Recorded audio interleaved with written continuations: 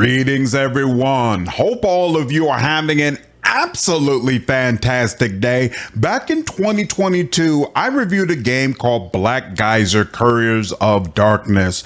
Over the past couple of years, it's actually gotten a ton of patches, and a couple of weeks ago, it dropped a new expansion. Now, recently, I did a few live stream episodes playing through the game, and over again, I got questions about what has changed, what has improved. Do you feel like it's a better version of the game than it was back in 2022? So in this video, I'm going to go over some of the things that have changed about the game to help you all make a decision about whether or not you want to jump into it.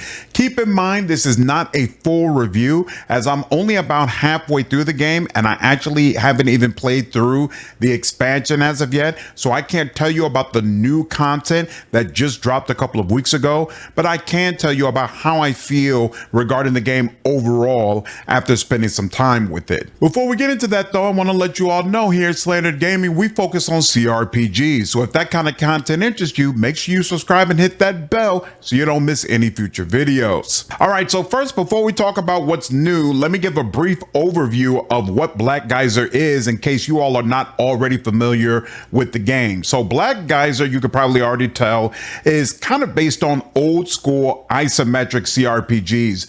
Think Baldur's Gate 1 and 2, Pillars of Eternity, those type of games. So you'll be working with real-time whip pause mechanics, and you're going to have a full party of about 5 different characters that you can play around with. And there are a bunch of other party members that you can switch in and out as you please. To give you a basic overview of the story, a plague of greed is spreading all across the land, and it can have different effects based on whether you're helping the plague spread by being very greedy and vicious yourself, or if you're trying to stem the tide by refusing gifts and trying to help other people be more kind and giving as well.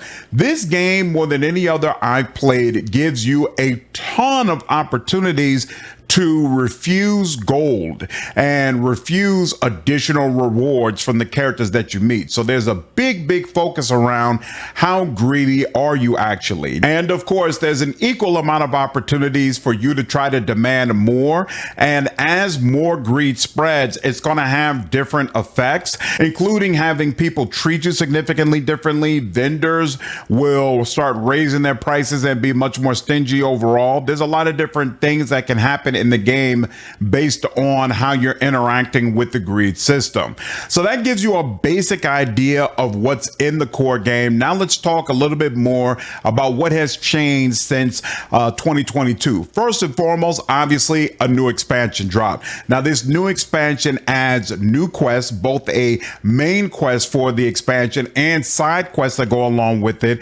There are new areas for you to explore as well, and new items and spells have been added into the game to overall make the experience feel more fleshed out. Now, in addition to this, there have been many patches made to the game. So thus far, in my experience, I have had no crashes whatsoever, no quest related bugs where items were missing or I couldn't enter into conversations or anything like that. The game has been very stable up to this point. The only bug that happens every so often that I've had to deal with is sometimes when I hover over an item, the tooltip will come up, and then when I move my cursor, the tooltip won't disappear the way it's supposed to. And the way to easily fix that is just to hover over a different item so that a different tooltip comes up, and then usually after doing that, the tooltip will disappear the way that it's supposed to. But other than that, the game has been a very stable and smooth experience thus far.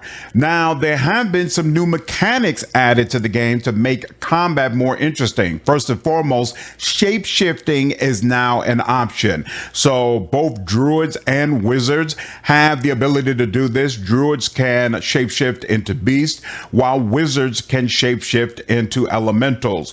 There's also a lot of unarmed combat equipment that has been added into the game. So you'll come across gloves that will give you special effects when using unarmed combat. combat. And while none of my party uses this playstyle, my understanding from talking with some of the other people who played the game in my chat is that it's definitely a viable option to get through the game. Dual wielding, which was not available when the game first launched, is now available for warriors and outlaws. So there's definitely a plethora of different weapons available in the game, and being able to dual wield them can be really, really nice. Speaking of which, flails have been added as another weapon type into the game as well. And so that increases what was already a pretty hefty list of different weapon options that you had in the game. So all the way around, really, really cool stuff from a mechanic standpoint.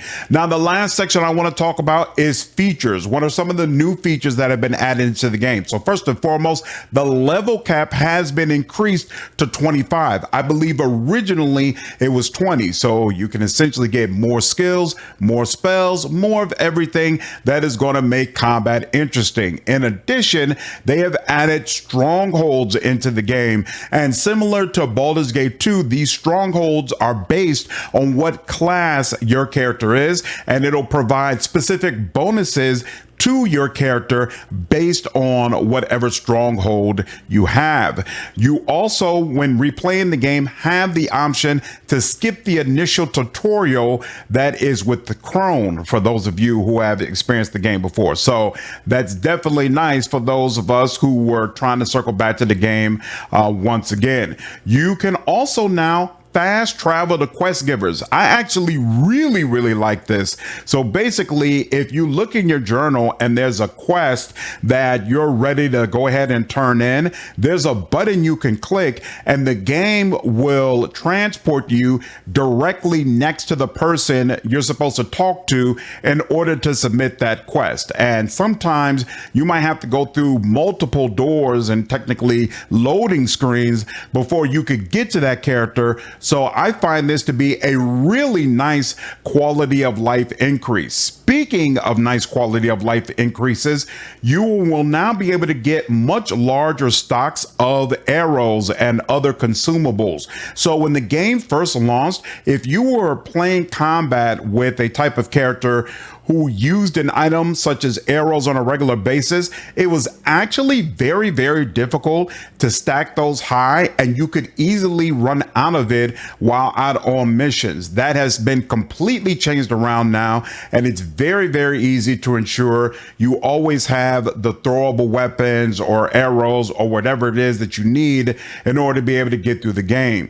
There are more companion quests now, and you have more romance options amongst all of your companions. So I've experienced some of this new content, and nothing that I've seen is, like staggering where you're going to say, oh man, this is old school BioWare or Laird or whatever. It's not up to that level, but it is cool. It does flesh out the game more and it gives you more to do. So definitely appreciate that. Speaking of companions, the companions now have epilogues at the end of the game. So as I recall, in the original launch of the game, the ending wasn't all that great, but it seems like they've done some things to flesh it out, and adding ending slides for companions is a part of that. So definitely that is welcome. Classes that can use an item are now shown in the tooltip. So before, it could be difficult to figure out which of your companions or which particular class was allowed to use a certain armor or weapon or whatever. And now you'll be able to see that information in the tooltip, making it much easier for you to figure out where these items go. If you are someone who uses a Steam Deck, Black Geyser is now available in 1280 by 800 native resolution. So it should be a much higher quality experience now playing the game in that way. And then finally, a modding toolkit has been added. So for those of you who love to create mods for interesting experiences, you will definitely be able to do that with Black Geyser. And that is a pretty comprehensive list of all of the things that have changed with this game since 2022. I am going to to follow up with another video once I have finished the game, giving you my overall thoughts on where it stands now and my thoughts on the expansion content. And I know many of you have asked for builds as well. So what I'm probably going to do is one video that contains the build I use for my main character along with all of my party members, so that you'll know the mechanics I use to get through the overall game. If there's any other content regarding this game that you all want to see, definitely let me know down in the comments. And once again, if you haven't already, please subscribe. I would definitely appreciate it. Hit that like button. Let me know you enjoyed the video. I will see you all in the next video. Take care.